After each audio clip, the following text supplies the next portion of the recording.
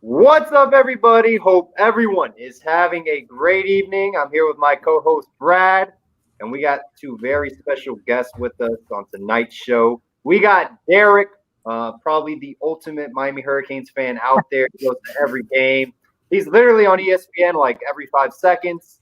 And we got Jordan as well. Man, he's a part of Fours Up podcast. And also Derek and Jordan have created their own radio show called Canes Gang on a Sirius XM radio channel 145. Is that correct? Correct. Yep.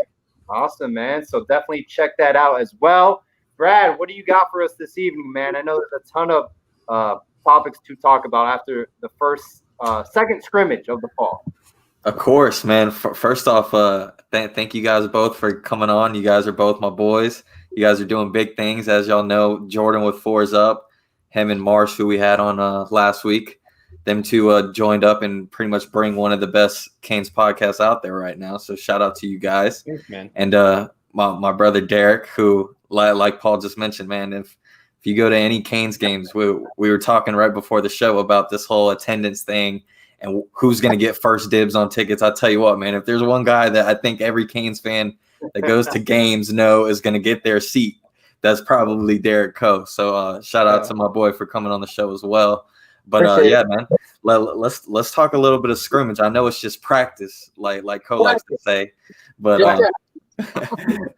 but yeah, man, let's talk a little bit about practice, man. Let's start obviously with our quarterback again. It sounded like the quarterback situation, De'Aaron King wasn't the De'Aaron King that we saw in the first scrimmage, but we did see a combined effort from the quarterback group, something we didn't hear much or kind of see much, obviously, from the first scrimmage. What were y'all's thoughts on that? Let's start with Jordan. Dude, I'm really hyped about how these two scrimmages have gone. I mean, De'Aaron King, 6 touchdowns, no turnovers. He's doing it mostly with his arm, which is great because I have full confidence in his legs already. You know, he doesn't have to prove anything to me with his athletic ability. So the fact that he's doing it all with his arms or all with his arm is that's fantastic for me. And then Marsh and I were just recording a show just like 20 minutes ago. We talk a lot about how it's the true freshmen that are popping at almost every position. Mm-hmm. You know, you got Chaney and Knighton at running back. Tyler Van Dyke had just like a stupid stat line last night of 5 for 6, 205 yards. Yeah, 40 yards. Oh, okay. Yeah. Yeah, and then you know, Corey Flagg, we've heard his name after both scrimmages. And then dude, Keyshawn Smith, Jeremiah Payton, and Xavier Restrepo, man. Those guys are dominating. Like, have we heard any upperclassmen's names from wide receiver? Because I haven't. No. Yeah. Brevin had a good speech. Yeah, but I mean, at the wide receiver group, you know, they're like, oh, how did the wide receivers do? You don't hear. I mean, you're not hearing Mike Harley as often. You're not hearing Mark Pope. You're not hearing D. Wiggins as much as Xavier Restrepo. But the thing too, though, Jordan, is we don't know how they're actually being used in the scrimmage as well. You know, we don't know if they're just kind of limited, you know, just limited, and they're trying to get the younger kids, you know, into the mix. So it's like to say, well, you don't hear about them is maybe because they're not really playing that much. You know what I mean? So, you know, not there.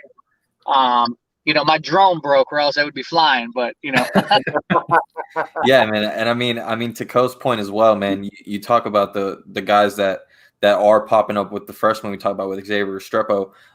We also heard that he was doing a lot of that against the third team defense or the 4-team defense. So we don't know if maybe these 3 big names that we have at wide receiver aren't doing much because maybe they're going against the ones. So maybe our ones are just doing that good. I mean, we saw the difference between scrimmage 1 and scrimmage 2 just with having the full defensive line, guys like John Ford and Quincy Roche in the second scrimmage.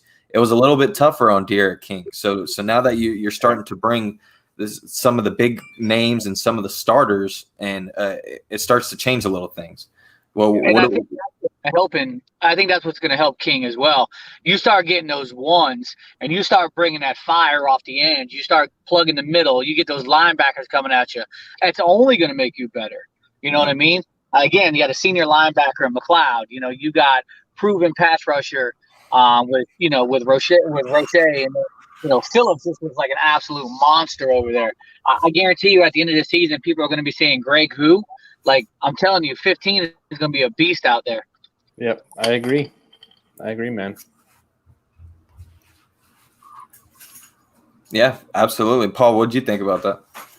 Yeah, no, definitely. I mean, that was a good point Jordan made, and then Derek, they had a good follow-up with that. A lot of the veteran receivers, they're not making a lot of noise. Are they getting a lot of playing time per se? We don't know, but it seems like the underclassmen are really stepping up and taking advantage of the moment. We see Xavier Restrepo, Keyshawn Smith, for example. Those are guys who, we might rely on, moving forward. Yeah. Yeah. Go ahead, and again, I mean, this is just practice. I'm not too worried about it too much. I mean, I trust a coach like Likens. I mean, we're seeing time and time again, like the last two guys he put in the NFL, these guys are making names like during the season and off the season buzz. And I mean, yeah, Restrepo's doing his thing right now, but we got to remember Lashley and Likens, they're trying to use like 6 to 8 guys anyways. Right. So these guys need to start like showing their names out and balling out because they're going to have to get used. It's just the way the system works with this new offense. You're going to have 6 to 8 guys out there, including your tight ends out in the spread. I think a guy like Will Mallory is going to be one guy in specific that is literally going to feast in this offense. I mean, You put him with a guy like Cam Harris and Jalen Knighton. Those are all versatile guys. I mean, I'll even throw another name that a lot of people forget about him, and I think he's going to make huge noise and an impact in this offense, and that's Larry Hodges. I think Larry Hodges is a kid that you can literally line him up in the backfield. You can line him up at fullback. You can line him up at tight end. You can line him up at wide receiver. You can line him up everywhere. So these are going to be the type of guys that you're going to have to look out for, along with obviously the 4 main guys at wide receiver. And to your point, I love Larry Hodges. Go ahead, Brad. To your like again, you mentioned Mallory, but who's to say they don't go double tight ends, and throw Brevin and Mallory in the same format? You know what I mean? It's mismatches are going to be completely like dominating. You know what I mean? And I think Lashley and Likens know how to use those mismatches. And if you can look, if you have to use Brevin, if you have to use Mallory, if you have to bring in Hodges, if you have to run 5 wide, whatever makes your team better, then that's what you do. I was talking to somebody the other day about even special teams. Your best players should be on special teams. I'm tired of seeing us pussyfoot around about just putting scrubs on special teams. Yeah. I remember in the early 2000s, Ed Reed, and in 2001, Ed Reed's a senior. He's on the punt block team. He's on the, kickoff return. Like you put your best players because you want to win. Like, you don't want to just sit and put this guy, well, he's a walk-on, so we'll just throw him on the team. No, like, man, put your best players out there. Put your best foot forward and go with that. I'm tired of seeing us just fucking lollygag and just, go against the grain. Nah, man, play your best players. Definitely. And also to that point, you mentioned about the guys that we're talking about, but what about guys like Patrick Joyner and like the Sam Brooks and the Avery Huff? These are all guys that we're looking forward and expectations for this season. But then you got guys like Bradley Jennings and Wayman Steed that are actually picking back up where they left off a couple of years ago. These are also guys where you might have to play the best players and not the most talented. Also going with that, I mean, you look at all the strikers and safeties that we have on this football team, but we don't have that many corners. So you talk about playing the best players. There could be times where you only play 1 or 2 corners and the rest of the guys in the secondary are more strikers and safeties just because they are the most talented. Yeah. Going back to, you guys were talking about double tight end sets. So just from my perspective, I don't claim to be like an X's and O's guru by any stretch. But I mean, if you just look at our roster on paper and you think about how best we're going to utilize our talent, knowing that Rhett Lashley comes from a power spread. I mean, he even said recently that power spread is the best way to describe his offense. I can't imagine us not doing double tight end sets all the time. 2 of our best athletes on the field, and our biggest mismatches are tight ends. So that will set us up for running formations.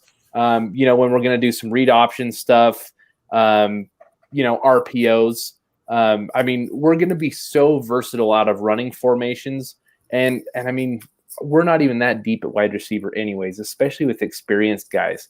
So to me, it's going to make more sense to trot out double tight ends, to almost do like one back, two tight ends, and two wide receivers or something like that regularly, because then you're setting yourselves up to really be unpredictable in the pass game. It gives you lots of RPO and option capabilities. But I don't know, man. I'm really excited to see this. We've been hoping for a while to find an offensive coordinator that actually plays to our personnel and actually finds the mismatches. We've been lied to a lot about that. I'm really hoping that Lashley can actually do it. I'm sorry, Paul. Go ahead. Yeah, look, we just saw Tyler Van Dyke throw for 206 yards, going 5 out of 6. When was the last time we saw a true freshman in a scrimmage put up those numbers, stats-wise? I think that's what that's a perfect example of Rhett Lashley utilizing our talents. Where he's taking true freshmen. He's setting them up for success. There's development that we're seeing already as a true freshman. So I think that's just one example that we're seeing of Rhett Lashley. And in this offense, hopefully, like Jordan just said, this will be kind of a true power spread offense. I really want to see D'Eriq King's running ability take off, because I think that is the X factor. We saw it with Lamar Jackson at Louisville.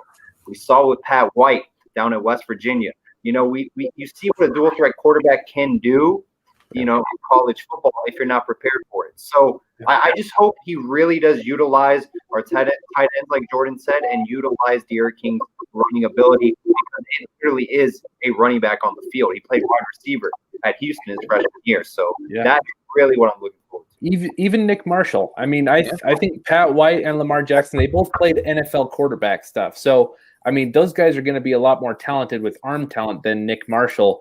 But, Rhett Lashley got that kid to a national championship game. And so, yeah, for sure. Yeah, the power spread makes up for a lot of lacking talent when it comes to the quarterback's arm. And thankfully, it doesn't look like we're going to have that problem. So it's just another wrinkle. For sure. And like you mentioned, D'Eriq King obviously running the ball, but then we forget about our running back room, because Lashley has proven to over at SMU. His running back last year had 244 carries, over 1,200 yards. So, you talk about a guy like Cam Harris. This is a kid who is also going to feast in this offense. A guy like Jalen Knight and Don Chaney. You talk about a kid like Robert Burns is now potentially could be our 4th-string running back. That is, obviously I hope there's no Robert Burns diehard fans on here, but that's a good thing. Having those guys ahead of them. I would like to see us, obviously spread the wealth is one thing, right? But if you got somebody, let's say Cam, right? Let's say Cam, he's getting into the rhythm, 10, 12 carries, and he's just chunking yardage. Like, at what point do you say, oh, we're just going to throw, Knighton in there, or we're going to throw Chaney in there? Or do you just, keep feeding the beast and let one person just, get his yards? I'm not taking away anything from an underclassman or an upperclassman, but if you got somebody doing chunk yards and literally balling, I don't want to see 3 backs playing that game. You know what I mean? I just want to see somebody just continue to be fed and fed and fed. Because I do believe that players get better as the game goes on. And I think that, their adrenaline gets pumping, their legs get going. They just want to eat, Right. Absolutely. And that goes back to the mentality of an offensive coordinator. The offensive coordinators we had prior didn't have that mentality to where putting their foot on the gas pedal at all times, where in Lashley's offense, you have no choice but to do that. You're constantly going to be going fast. You're constantly going to be running plays where you're going to be running up the scoreboard if you're doing your job correctly. If you produce the play correctly and we keep running up the score, we're going to keep scoring. It's just after Cam Harris gets his 3 touchdowns, now we got Knighton and Chaney that's going to get 2. It's crazy how much talent we have around us. We have 2 of the best tight ends in college football talent-wise. We have probably – it hasn't been proven yet, but one of the most talented running back rooms in the country. We have the best dual-threat quarterback in the country at under center. We have a very athletic, highly touted recruiting room that's very fast. Wide receiver room that was heavily recruited, and it's very fast. We have a lot of fast guys. We have so much talent around us. is this offense finally going to click? Is this finally the season where Miami takes off offensively and just has that video game number stat season that we've been waiting for? Well, the other thing too, though, Paul, is you talk about, talent and depth. Like, obviously the 21 class is stacked with receivers coming in. Yeah. But don't forget too, you got the best running back in Broward and Dade this past season, and Chaney and Brewster. But you're going to have pretty much the same thing coming next year with that. And if you can get Amari to commit, I mean, you got 2 more studs coming running back next year. Mm-hmm. Yeah, I mean, Amari Daniels. I mean, in this offense, this is the perfect match. He's a little bit undersized, which is fine. But I mean, man, this guy can really take off in this offense. I think it's fine for an undersized running back. I mean, listen, I see him go out to Bishop Gorman and just play as a freshman and just toast those kids. I mean, you can't teach speed, right? Speed kills. Absolutely. I don't care if you throw him a swing pass. I don't care if you do a toss sweep. Just you got to get your playmakers the ball. And that's where I think Miami has been lackadaisical. Well, over the last couple of years, you had people like Jeff Thomas and Mike Harley, Mark Pope, people who have speed. Yeah, you don't do any type of end arounds. You don't do jet sweeps. You don't do nothing to get your playmakers the ball. Your OCs are garbage. Like, you got to take advantage of speed, and yet we don't want to do that. Yeah, absolutely. I 100% agree, man. I mean, we had Dan Enos telling us that he was going to get Jeff Thomas 12 to 15 touches a game last year. He maybe had 15 touches the whole season. That's what it felt like, at least. I don't know the number. Well, after the game, I wouldn't have gave him any touches either. So yeah, yeah, it just doesn't make sense, and I don't get these guys. I mean, I've already given a Mark Whipple shout out once today. So I'm going to have to throw it out there a second time.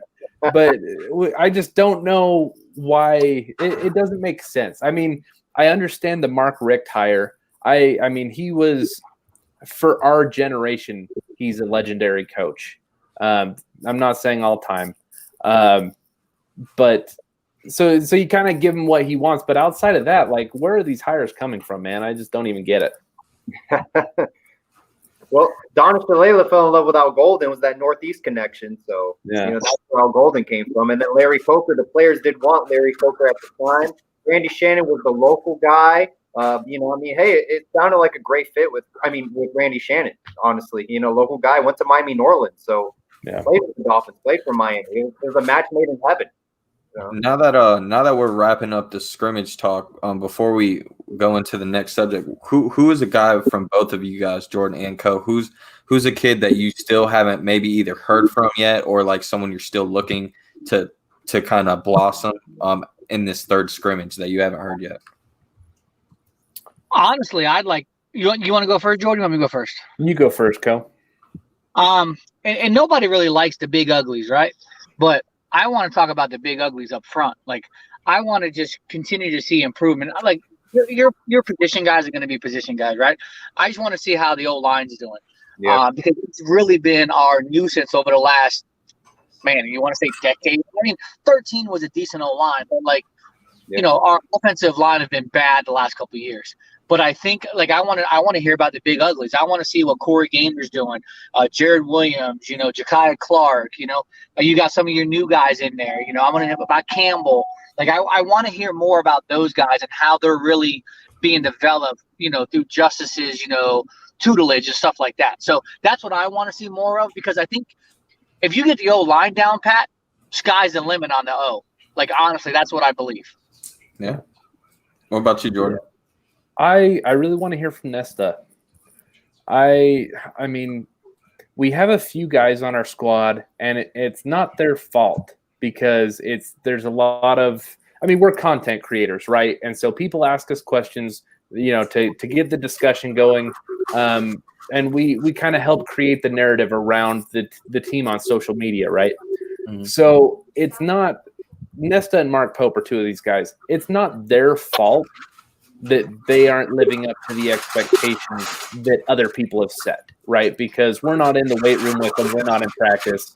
We just see the 247 ranking, and then we say, oh, well, he should be an All-American, right? Mm-hmm. So it's not these guys' fault. So I feel bad talking about them all the time. But we really need Nesta to step up. I mean, we are loaded on the D line, at least on the edges. But I've been waiting for Nesta to become like a legitimate presence in the middle. And I would like to hear his name from the third scrimmage. I really would. Definitely, I agree with you on the Pope and Nesta thing. I think those are two guys. Me personally, I was hoping to hear something from. Now again, it's just scrimmage. It doesn't really matter too much until it's game time. Nesta, of course, is one of those guys where he just has a different switch when it's game time.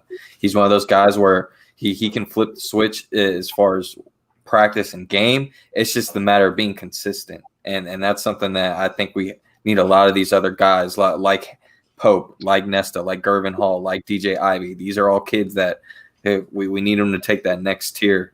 Unfortunately, right now we're having guys like John Ford pick up the slack. Guys like DeCorey Couch is another name that I'm looking for big things. I'm also wanting to see what a guy like Patrick Joyner is going to do his next step if he's recovering from that injury. We saw what a guy like Bradley Jennings and Steed are doing with their progression after their injuries. So yeah, I definitely agree. And then you talk about with Cove. Yeah, I agree with you as well. Offensive line. Oh, go ahead, Derek. Sorry. I was going to say, going back to Nesta, whether it's Nesta or Ford, you really got to have somebody in the middle, take the load off, because that's what's going to help your linebackers, right? Especially when you got young linebackers, you're going to have the D-line step up. If you can have Nesta and you can have Ford and some of these guys and Miller step up and take some of the burden, that allows your linebackers to free roam, and your linebackers should be pretty solid. Going back to Sam Brooks, Avery Huff, Bradley Jennings, Wayman Steed, obviously Zach Mccloud is going to be the leader of that group. Corey Flagg as a freshman, Tyreek Austin Cave. I just think your middle of that line has got to do something to free up your linebackers, because if the O-line gets out on the second level, again, we're always going to hurt with our linebackers being out of position. Yeah, it seems like the only position group that hasn't been really solidified completely yet, it seems like the linebackers. From what I've heard, the offensive line, it's kind of almost kind of got a good five going now with John Campbell at left tackle, Osmond Troyer at left guard, and then you had Gaynor at center, and then it's Scaife and Williams, I believe, at right guard and right tackle. I think that's the five they've been going with that they like. The linebacker situation is what I'm interested to see. If obviously Zach Mccloud is probably going to take one of those spots, but the way Bradley Jennings has been playing, how do we maneuver with Sam Brooks and Avery Huff? Yeah, I think you got to play your best people. Yeah, play people. Yeah, I think we're seeing a rotation form before our eyes, which is good. I will be putting out a fours up later tonight, and we talked about this exact thing. And I think that's great, because this was one of the biggest positions of need. Yeah. But we're seeing guys like Corey Flagg show out. We're seeing, we're hearing Bradley Jennings' name all the time. We're hearing Avery Huff. We're hearing Sam Brooks. We know that Zach Mccloud is kind of going to be the tentpole guy there. But I think really pretty much all the playing time is up for grabs this season at the linebacker spots. I'm not approaching this season like Zach Mccloud has earned anything. I know he's the only guy with experience, but I mean, he was our third best dude last year. So I'm not going to count our chickens before they hatch with Zach. See, I don't disagree with you. I think he's better than Shaq and Pinckney. I mean, listen, I've been following this program a long time, Jordan. Yeah. Zach Mccloud is your prototypical linebacker. 6'3", 225, great speed, long arms. Problem with Pinckney and Shaq, and again, they played really well and they were well. They got short arms. They can't shut off blocks. You watch all the time last year where they're just getting, and that's why I talk about the O-line, right? If your D-line can step up and help the linebackers, where the O-lines don't get out to that second level.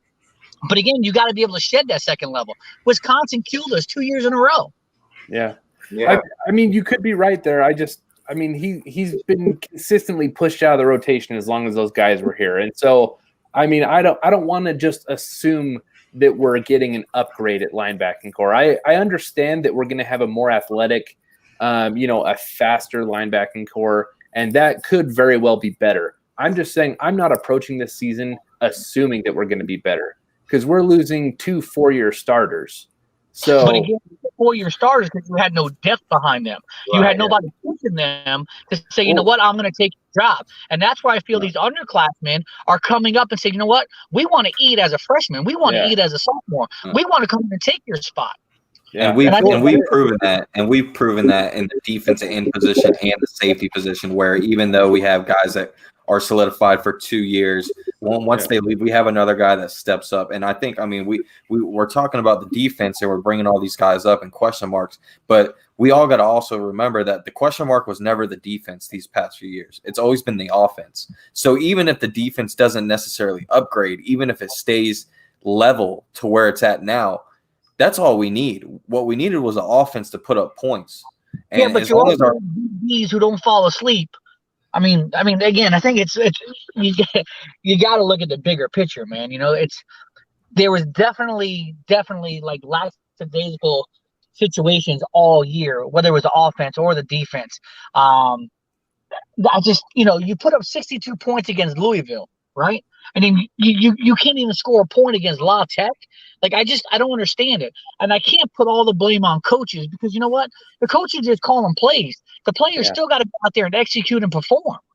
Agreed. There's no excuse. I'm not going to put all of our offensive troubles on Dan Enos because we had a quarterback room that got busted for drug abuse, man. Like why are we just blaming that all on coaches? Where's the accountability for the players? I mean, like these kids are young men, but they're still men. You know, like you gotta own your actions. Like I know it's college, we all did dumb stuff in college, right? But like you can't just shove all the blame off of them. We've had culture issues in our locker room for a very, very long time.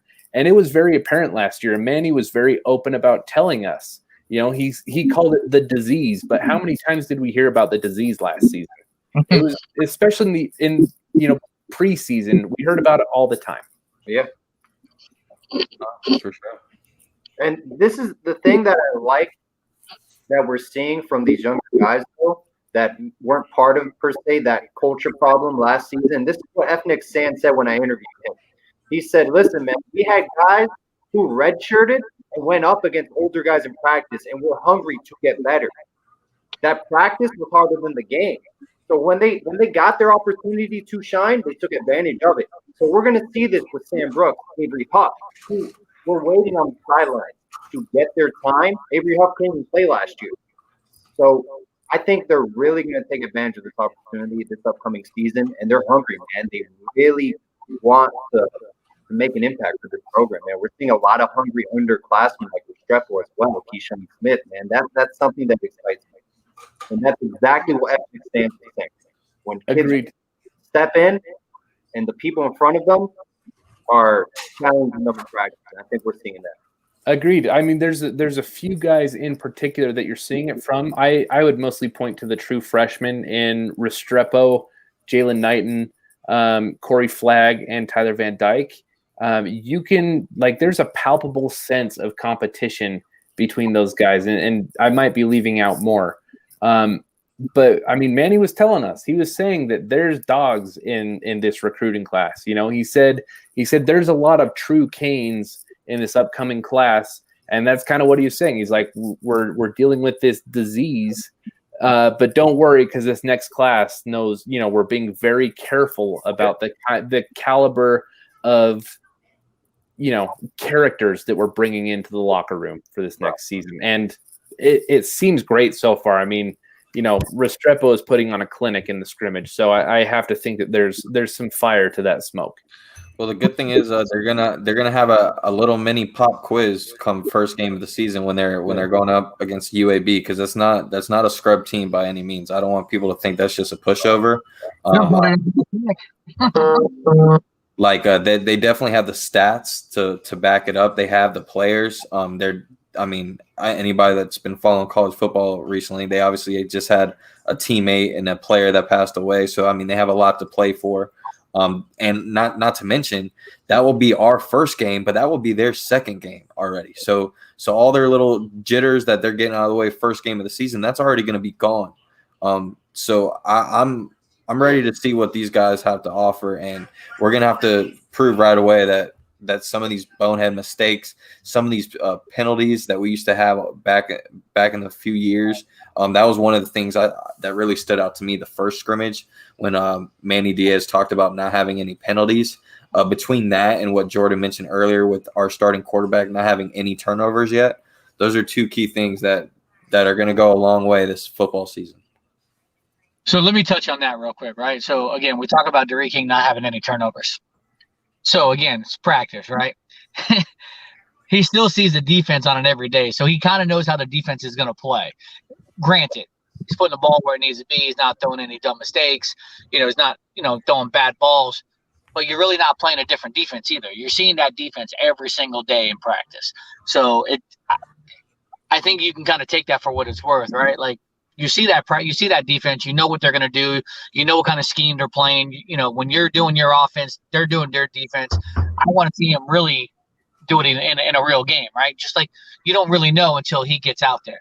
Going back to the other point, though, one thing that I'm excited about is the leadership of Derek King and maybe the leadership of Zach Mccloud, each on the opposite sides of the ball. So those dumb penalties, those mistakes, those miscues, hopefully now you have leaders who ain't afraid to get up in your grill and say, look, man, again, Jordan talked about accountability. Even with ethnic scans, like if you go back to that 2000, 2001, 2002, 2003, like them boys took it upon themselves to enforce, each other. They didn't have to have the coaches tell them what to do. If you weren't doing your job, you were getting like in your face by somebody else telling you you're not holding your weight. So that's what our team has to do well. You can't have somebody, well, coach, can you go tell so-and-so that he's not doing his job? No, man, if you're the leader of the defense, you go tell Buddy that he ain't doing his job. Same thing on the offense. If he's not doing his job, go tell him he ain't doing his job. And the coach has got to be mindful. Say, you know what? You're missing blocks. You're doing this. You're out of the game. I'm going to put someone in here who's going to know the scheme, who knows the playbook, who knows how to, block on this coverage. And again, I don't want to hear this entitlement crap anymore. Play your best players, but play people who know the playbook. Yeah. That's fact. 100% agree. So. And one thing too, man, is what I'm tired of seeing. After we lose a game, it's like we lose the locker room, man. We win streaky, we lose streaky. It's like, hey, so what? We lost, man. Move on. Move forward, man. It's a wrap. That defines great programs. Is what happens after you lose the game. Yep, that's been a trend that goes back multiple years, man. I mean, even 2013, we had a great squad that year. That was the last year of Stephen Morris. And when Duke Johnson breaks his ankle against Florida State, we lose 4 games straight, man. And then again in 2016 with Mark Richt, we lose 4 games straight. 2017, we closed the season with a 3-game losing streak. I mean, you're spot on, man. Like, we've had such a mental and emotional weakness in the locker room, and it has gone well beyond any singular players, any singular coaches. I don't know what we do to fix it, man. I mean, one thing you do during season, get off social media. I don't want to see us after a loss against Boston College up on a Friday night. The next thing I see Saturday morning at 10 o'clock, you're over on jet skis. But I mean, where's the film? Where's the film preparation? You just lost. How come you're not in the film room trying to figure out what you did wrong? Like, get rid of social media. I follow a couple other people, they're now in the pros, but they were in big time programs. Like, let's say Tua, right? Like, I've been following Tua for about 2 years now. I think he posted one picture on Instagram the whole season. Like, dude, our guys want to post. Like, you just lost to FIU, but you're posting your one catch. Yeah. Really? And come on, man. Even guys like Jalen Hurts, he was very active on Twitter and social media and stuff. But I mean, at least he was posting videos of his workouts the night of a game. Yeah. Like I agree with you. I'd prefer that they're not on social media. But if you're going to be on social media, don't post your one catch, or if you didn't play, don't post your practice highlights. Like, at least post a workout or you watching film. Like, show us that you're getting better. And they don't even need to show us, just get better. Right. Who cares what we think? But they should be in the weight room. They should be in the film room. And 100%. Yeah. 100%. Someone just made a comment which was great. And again, I think we lose sight of this, right? Like, we do have Ed Reed as like chief of staff. Like, right. Those boys get fired up when someone like Ed Reed comes in there and says, look, man, you're not doing this, you're not doing that. Then that's just a mental problem. You know what I mean? Because if I see Ed Reed, or again, I'll if I see anybody, if I'm a young kid and I see any former player coming in, like, that's got to be you got to show respect. And that's why I feel like our kids don't respect the older guys. Does that make sense? Yeah. No, well, for sure. So there was a story that I thought about when you were talking about players holding each other accountable. I interviewed Dan Cilio, and he told us a story about Michael Irvin. So he said, I think it was like George Myra's son or something was on that team in 1987. I could be wrong, but it's some legacy kid. I guess he hadn't been doing what he was supposed to. And Michael Irvin walks up to him, and like puts out his hand to like fist bump him or shake his hand or something. And when the Myra kid looks down, he just cold cocks him right in the face and knocks his teeth out. And it was Cilio didn't tell me what was going on, why that happened, but he said that it was Irvin holding the team accountable to what was expected. And he said that, like, that kind of leadership, really, I mean, I'm not necessarily advocating for stuff like that, but clearly there was something to it. I mean, for sure. I mean, I'm not saying advocate for, but at some point you got to have that grit.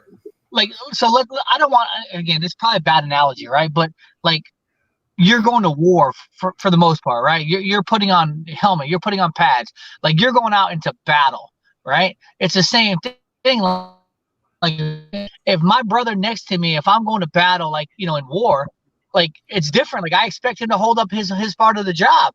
Same thing on football. Like, you're only one person out of 10 playing on that side of the ball. You got to have that guy doing his job. Yeah.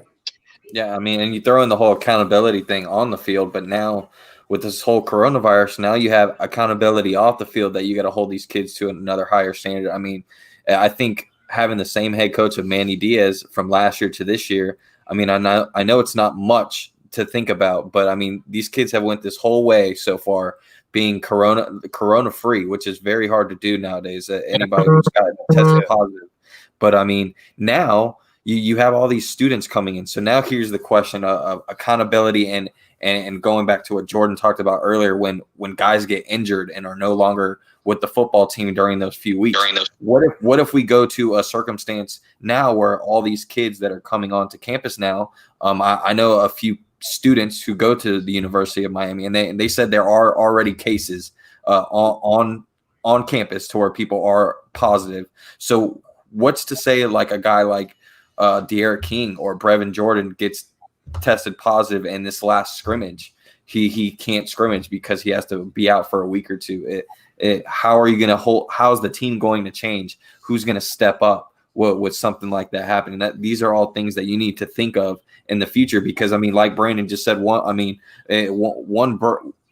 talking about football on the field, but I mean, one breakdown from the football team, if one guy gets it, it's going to cause a huge outbreak.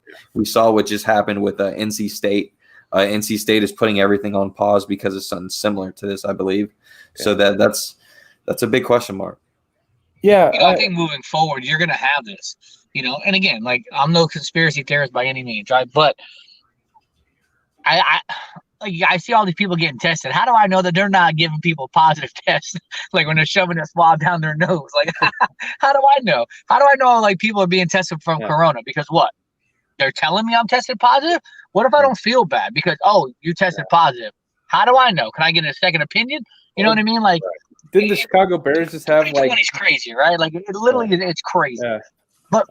But moving forward, like, we got football in like 16 days. How crazy is that, though? No, it doesn't even feel like it. Yeah. Yeah, I think the Chicago Bears and a few other teams just had like a dozen false positives, man. So who even knows? Like going to what Co's saying, but I think it's mostly about controlling what you can control, though. You know, coronavirus is not something that any coach or player can control about this season, but what we can control is being prepared mentally and physically. And that goes back to the weight room. It goes to the playbook. It goes to, you know, following rules, not breaking curfew, not going through the motions, not getting addicted to drugs. You know, like it's really basic stuff, and we haven't been able to do it as a team. So, I mean, the expectations are not that high. We just haven't been able to live up to them. Yeah, and so we talk about this final last subject that I know Co has been wanting to talk about, and the expectations of having fans in the stands. He just mentioned about 16, 17's left, 16 or 17 days. I think it's 17 days left until football. And Co, I'm sure, hopefully, will be one of those fans in attendance. Well, let's start with you, Co, because you have been a season ticket holder for many, many years now. So you are the perfect person to ask about this. Well, what was your thoughts on 20% capacity? I think that's what, 15,000, 30,000? 13,000. 13,000. So, I mean, well, I know we talked a little earlier about this before the show started. What are your thoughts on it? I mean, I'm not a proponent. I mean, obviously, if I can go, I'm going to go, right? But is it going to be the same? Like, there's no tailgating. It's, 2 hours prior to kickoff. It's you're not sitting in your exact seats. You gotta, there'll be an email coming out, from my understanding, probably Thursday, notifying people when they can select, what their time is, almost like a select a seat. You can select the games, you can select your seats, things like that. And I'm not a big proponent of that, because, I pay X amount of dollars to sit in my seats. Like those are my seats. Just like parking, I pay X amount of dollars to get in 5 hours early. I know this is, and I don't want to call it the new norm, because I don't think it's going to be like this next year. Well, I hope it's not this way next year. But this is something where I think the university has to figure out how they're going to do this, because you prorate tickets. Like, if I can only go to 3 games this year instead of 6, do I get half my money back? Does that half get rolled over to 2021? How is it going to be when you're sitting there and your next fan is, a couple seats over, or, 2 rows over? I don't know logistically how it's going to be. As a fan, I want to be there, but I don't think you're going to get the same type of atmosphere, and the fanatics is not going to be there. You know what I mean? It's not going to be the same. And again, from my understanding, I think they're doing it based on tenure, which to me, I'm all about. I've never been a proponent of, this person donates X amount of dollars, and next thing you know, they're beating out somebody who's had season tickets for 20 years because they just donate more. Like, I think it should go based on, longevity, loyalty. Just because someone donates maybe $300 a year, but they've been doing it for 20 years, like, to me, that means something. You know what I mean? It's just not like you have this big guy who wants to have a write-off.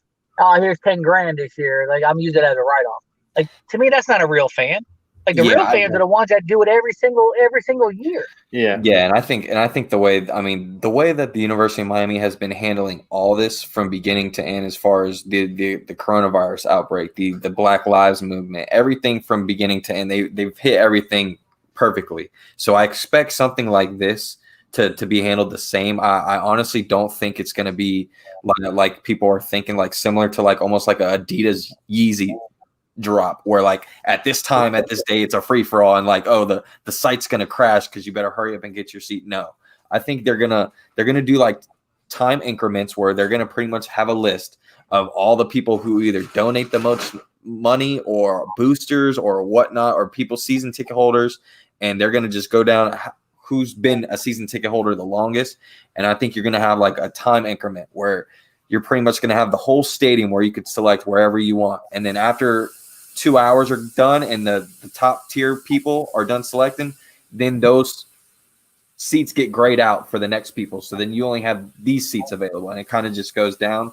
I think that could be something smart. I think Let me ask you this, right? So let me ask you this. I sit in the lower end zone, right? Like, I don't think that this affects me, but just say it does affect me. What if when my time comes to select, there's only seats in the upper deck in a 300 level, right? I'm playing devil's advocate. Well, I pay to sit in the lower bowl.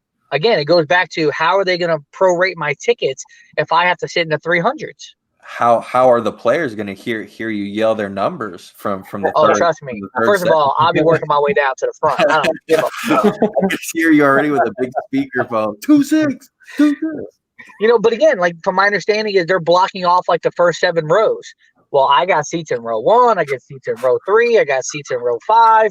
Like, if I can't sit in my seats, again, I'm kind of at a crossroads. Like, do I go or do I not go?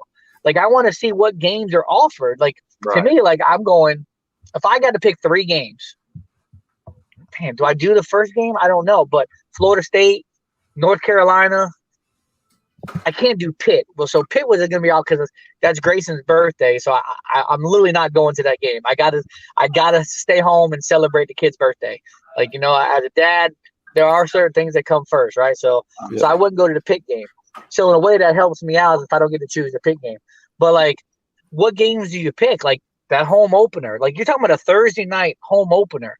Like I don't care who you're playing. It's Thursday night. Right.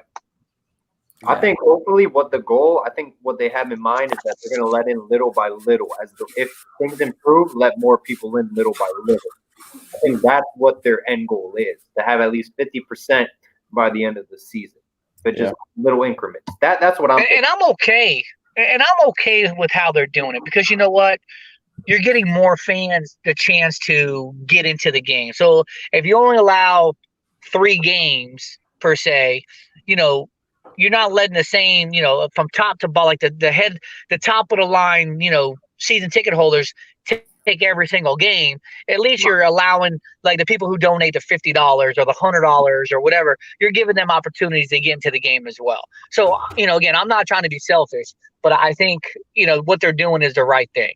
But I just want to know how they're going to credit my money back if I only get 3 games. And D Nice brought up a good point. Everyone's going to want to pick that FSU game, if not the North Carolina game. So who's to say the bottom feeders at the end, when they have their 3 games left available, who's to say that Florida State? Oh, they're not there. Trust me, they're not even there. So what happens to those 3 games that they even get to pick? You might as well just give them their money back. And again, how many tickets do we get to pick? Like I got 8 tickets. Do I get to pick all 8 of my seats? Like those are the things that I don't know yet. So from my understanding, there'll be an email going out tomorrow at 9 a.m. So everybody watching this, 9 a.m. tomorrow, check your email. You should get something from University of Miami concerning that. And then I believe Thursday, you'll be getting, your time and, ticket situation about what you can, how you can pick and stuff like that. Here's my biggest question. We're only getting 13,000 fans. Do we sell out all of our games? We've played games for less than 13,000 people in the past, man. I will be so embarrassed if we even have one game that we don't sell out. But again, it's 13,000 for the first game. Again, who's to say like the second game, it's not 20,000. Again, I think, Paul, that's what you're referring to is, depending on protocols, like today in the state of Florida, the numbers had decreased quite a bit. Right. So things are getting better here in the state. So if you get through the first game, maybe the second game, they raise it up to another 4,000, maybe by the third game, it's another 10,000, we don't know. We just have to play it by ear. But it is exciting knowing that you can have fans in the stands, but you literally lose all your your traditions. Probably no cane walk, right? Well, that kind of sucks for me. It defeats the purpose of getting in 5 hours early because I get in early and then I kind of go stand by cane walk. But no tailgating, what are you going to do? Mobile ordering, like who's bringing my food? Do I have to get up and go get it? You got to wear a mask, don't tell me we're having a fucking noon game or a 3 o'clock game and I got to wear this mask all throughout the game. They did say as long as you're not actively eating, bro, I will have 10 buckets of popcorn right in my lap without my mask on, just eating popcorn all fucking day. I'm telling you. And it's like the crazy thing is like how much money University of Miami loses if like they don't even have a season or like anyone in the stadium. Like it's stupid the amount of numbers they'll lose. It's 50 million in revenue if they don't have a season. 30 million without fans. Like it's insane. Yeah, the University of Iowa just published their numbers, and they said that they're going to be $70 million in the hole in operating revenue after this season because of not having a football season. And they actually had to cut 4 sports because of it. And they said that it'll take like a decade for them to recover from this season. Wow. And that's a public school with a lot of federal funding. Like the University of Miami, I'm not sure that we can handle something like that being a private school. No. A lot of academic employees or just employees in general at the University of Miami will be laid off. And they've already done that. Academically. So sucks, man. Well, hey, I don't have anything left to say. What about you, Paul? You got anything else? Let's do a quick Q&A with anyone. If you have a question, leave it in the chat. We'll talk about it. We'll discuss it. So quick Q&A. I want to hear from you guys. Who do you think is going to get the backup quarterback job? I mean, we saw Tyler Van Dyke put up video game numbers. Scrimmage number 2. N'Kosi Perry went 8 for 13. I believe around 138, 150 yards. Scrimmage number 1. You know, who do you think retains that backup quarterback position, which ultimately is a very important position because, God forbid, D'Eriq King goes down. Next man up. I think you asking us, Paul? Or you asking the people, the listeners? Oh, you guys, yeah. Oh, I think you have to go with Cozy. Only at his point, he's the only one that has started games for Miami. But here's the flip on that, right? So I think Cozy gets QB2. I think TVD, red shirts, and maybe, if everything goes well, he'll be 3. But what happens next year if D'Eriq King decides to come back? Where this new rule where all these kids don't waste any eligibility. If I'm D'Eriq King, and I think Jordan and I had talked about this on our show, why wouldn't you come back? You're not going to play quarterback in the NFL. Right? You might transition to a slot receiver. I brought up, like Antoine Randall L., who came out of Indiana, went to Pittsburgh, was a quarterback, and then just became a receiver. Like, why wouldn't you come back one more year? You're starting off the year against Alabama. Like, why not just, hone your craft a little bit more, But then what happens to people like Cozy? Do they transfer out? Does that mean TVD steps up and be in his QB2? There's a lot to be kind of desired moving forward, as this year progresses. Not to mention, we still got a desired quarterback out there in the 2021 class that we're trying to get. Happening.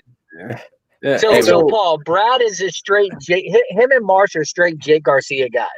Okay. I've been adamant. I am riding with TVD. He's bigger. He's got a stronger arm. I don't understand what their love is about Jake Garcia, but I'm a TVD guy. Yeah. So I think Tyler Van Dyke is I'm going to trust Roman Kane from Orange Bowl Boys because I've talked to him a number of times, and he tells me that in his professional opinion, Tyler Van Dyke is the better prospect. I'm going to take his word for that. However, you guys don't take my word, but you take someone else's word. I've been telling you guys this for months. So I'll take his word for it, but that does not mean we don't need a quarterback in this class. So I love Tyler Van Dyke. I think he'll start at least 3 seasons for us if he plays out his whole career. He might be good enough to leave early. But I still say you bring in Jake Garcia or somebody anyways. I just replenish that talent. What if Tyler Van Dyke redshirts this season and then next season he starts, just for whatever reason, or I guess, he plays 2 years as starter and then he goes to the NFL. And then what do we do? I don't think you have to take a quarterback this class. You have 2022. I think you have multiple opportunities the next couple of years, especially if he redshirts this year. And again, if King comes back for another year, what if Cozy comes back for another year? Like you still have 2 solid quarterbacks. Yeah. Tyler Van Dyke, with this new rule change, Tyler Van Dyke can be here for 6 years. Yeah, well, Scott Patchen's got college career for 10 years. Correct. Scott Patchen's about to have grandkids in college. Yeah, I just said that today on Fours Up, man. I was like, why don't we get Scott Patchen back here? He can be our fourth D end, and he gets another 2 seasons here in Miami. And we're taking the Al Golden era into the 2020s, man. I love it. That's crazy. Yeah. How do you guys feel if we end up losing to UAB and FSU, but we beat Clemson and Louisville? Do you consider that in a sense successful at all? Coach Manny Diaz's second year, or is that an utter disappointment? No. If we beat Clemson, you lose to UAB, you might as well just right the ship and just be done with it. Because again, like, how do you lose to UAB? You have so much talent, and everything that you worked for this off season going forward will be for naught. Like, you got to come out against UAB and you got to beat them by 35 points. Yep. Like, you got to let the league know, bro, this isn't the old Miami like from last year and the year prior. This is a new Miami coming for 2020. Yeah. Well, I'll disagree a little bit. I think there will be more context that's important. But I think if you beat Clemson and we beat Louisville and say that if we lose the UAB and FSU and those are 2 of our 3 only losses, and that's a season where we beat Clemson, then I'm pretty bad losses. Those are horrible losses. Those are trash. I don't see how a team like North Carolina or Notre Dame doesn't get ahead of us, and that's like I don't see Notre Dame losing more than 2 games and it being worse losses than those 2. That's fine though, but I mean, all I'm saying is if we go, how many games do we play? 11. So 10. If we go 10.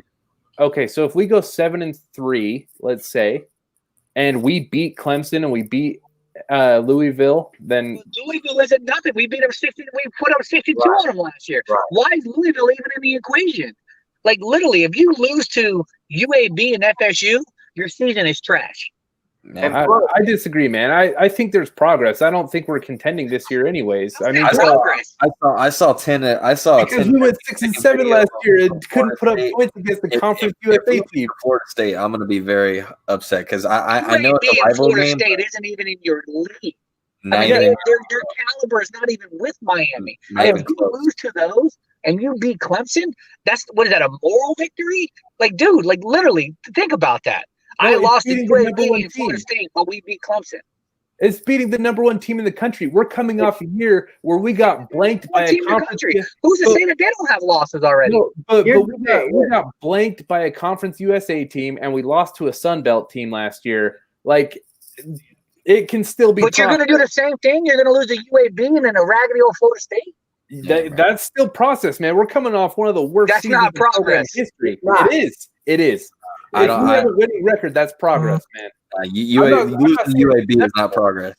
I'm not saying it's acceptable, but it's certainly progress if we have a winning season.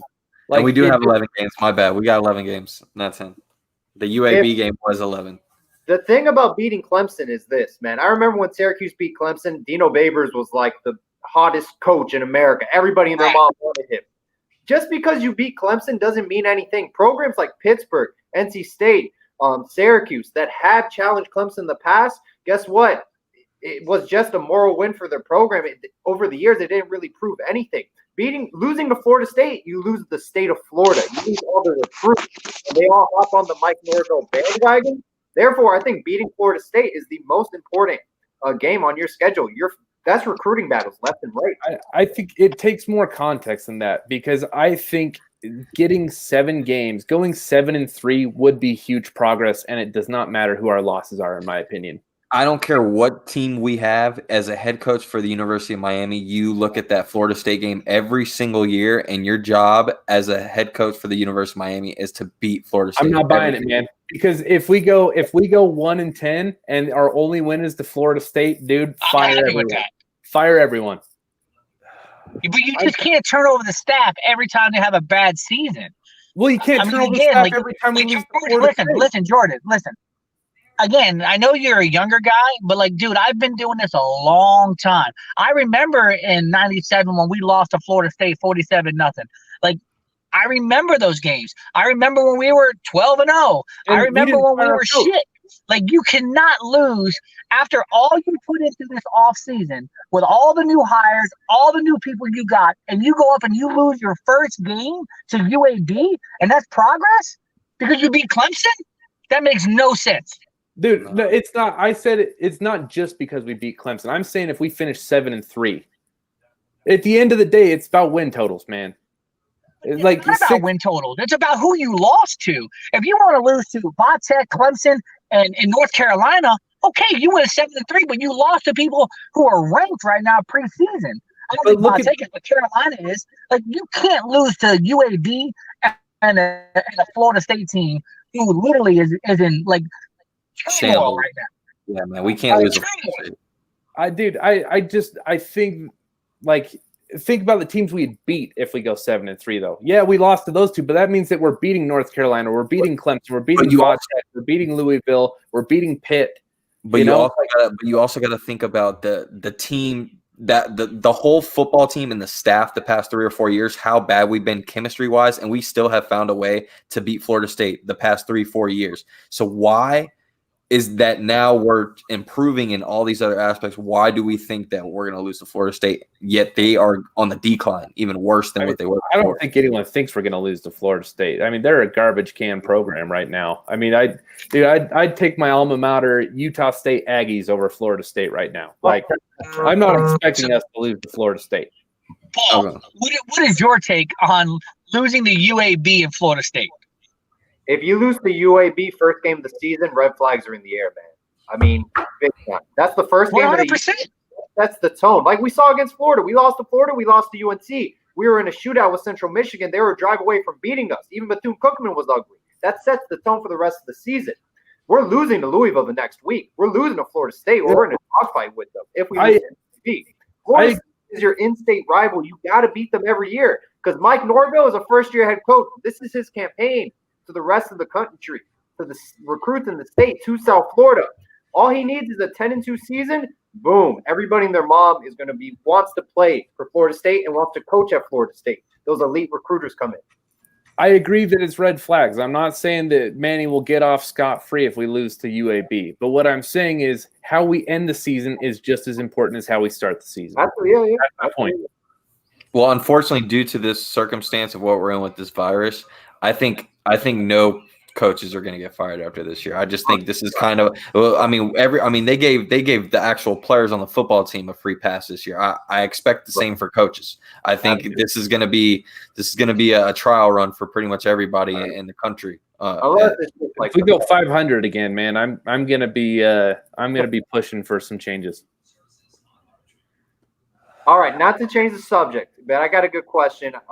What do you guys think? I mean, Nesta, Mark Pope, they haven't really made a lot of noise in the fall, which is completely fine. Will Mallory made a huge splash last spring and fall. Guess what? He really did nothing in the season. He dropped a lot of passes. Okay, he wasn't really effective.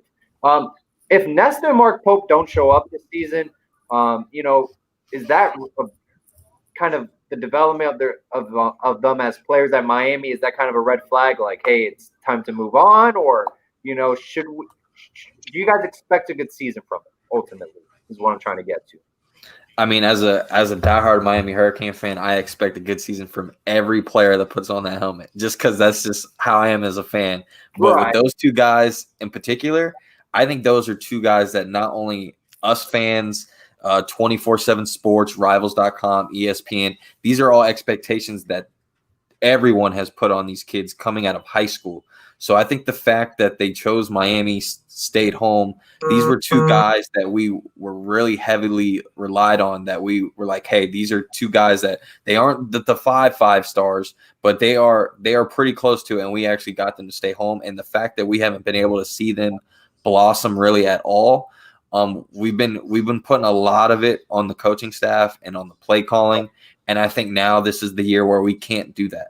I think this is the year where this is their money year. This is their bag year, like they like to say. But this is also their year to prove to themselves, prove to their family, to the fans that they're not a bust. And I think you have to have a good season from both of those guys. I think if you don't have a good season from a guy like Mark Pope, I think you will see it right away, just because this offense is so fast. And like what we were talking about earlier, you need 6 to 8 guys in that offense anyways. So if Mark Pope isn't doing his job correctly, or he's still a little bit behind in the program, I think you're going to see it very early on, because you're going to see guys like Xavier Restrepo and Keyshawn Smith play a lot more, a lot quicker, and a lot earlier than expected. You guys are sleeping on Michael Redding. Like, I Oh, don't yeah, know why you guys haven't brought him up yet. Oh, my word. But I agree 100%, right? So I think the first year, I don't know if there was issues with playbooks. I don't know what the issue was with Pope going, his freshman year. Last year with Enos, the instability at quarterback. A lot of that has, stuff to, that comes into play, right? Again, I go back to Kyle Wright. Kyle Wright came in as Mr. America, this National Gatorade Player of the Year. But when you got 4 offensive coordinators in 4 years, that messes with your head a little bit, Yeah. So again, everybody wants, like, I'm going to put last year and put that behind me, because it was literally putrid watching that offense. Nah, listen, they had flashes. You go back to the Florida game. Like, literally, should we have won that game? Absolutely. Could we have won that game? Absolutely. But then you look at some of the other games and you're like, what the hell are we doing?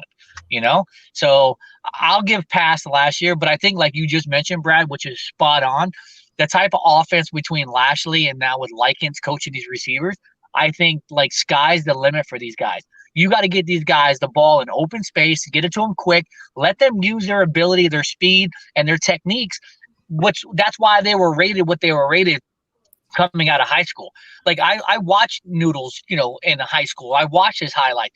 Just get the kid the ball. I don't care if you, again, going back to jet sweeps, screen passes, bubble screens.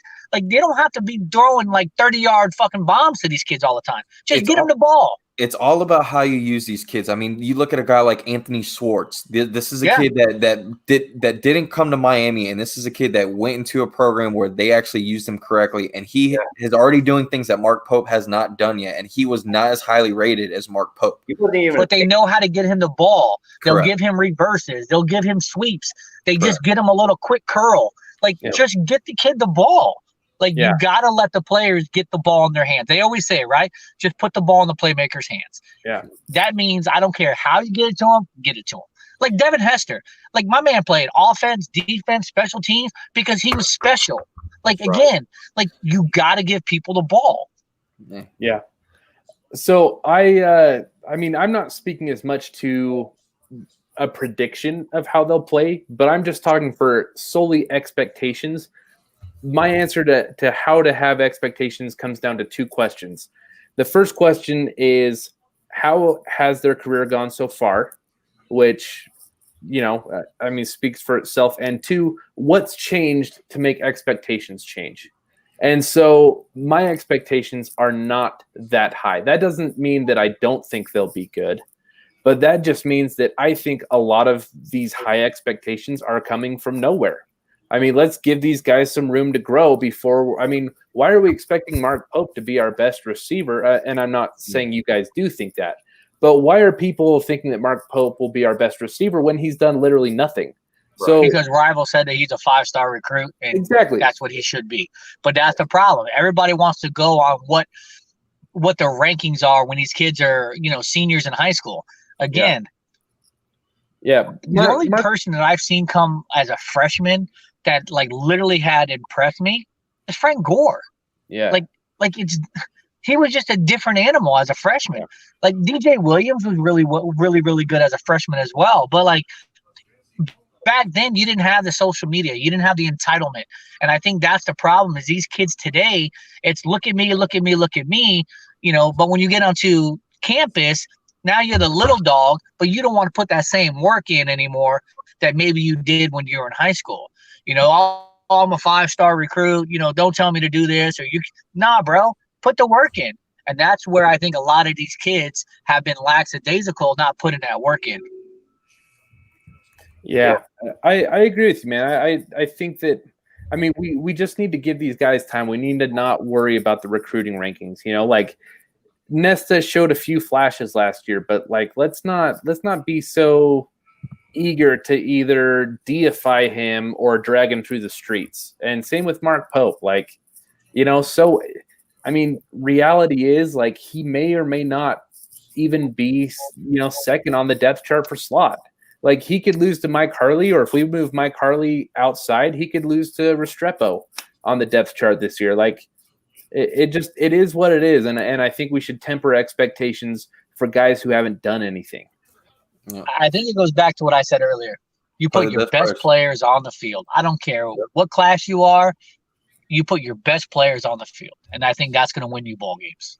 Absolutely. And hey, we'll leave it with that statement, man. Derek, Jordan, thank you guys so much for coming on, man. Check them out, man. Kane's Gang, Sirius XM Radio, channel 145, man. You hear the passion, man. You got to love it, man. 2 diehard fans. Like I said, man, Derek, he's on ESPN more than I think they get Manny Diaz on. I'm not even kidding, man. Well, this may or may not be true, but I saw a list of top 25 greatest Hurricanes of all time, and Derek Coe was on that list. Love it, man. Hey, thanks again, guys, man. It was a pleasure. No worries, man. Appreciate it. Yeah, fellas. Well, I appreciate y'all coming on. We'll talk anytime, man. Anytime y'all want us on, we'll be on, man. Yep. See you guys. Thank you so much. Take care, guys. Yes, sir. Y'all have a good night. Yep.